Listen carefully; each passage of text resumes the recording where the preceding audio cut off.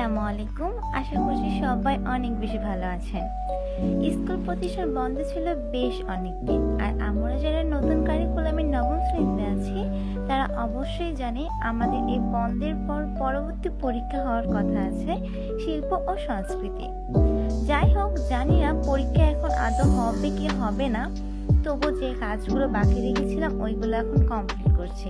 কেননা এখন যদি পরীক্ষা না হয় অবশ্যই বার্ষিক পরীক্ষা হবে, আর তখন যদি আমার বন্ধু হতে স্যাররা যেগুলো কাজ দিয়েছিল, যে কাজগুলো করতে দিয়েছিল আগে, তা যদি না পায় তখন তো আরেকটা বিপদে পড়বো। যাই হোক,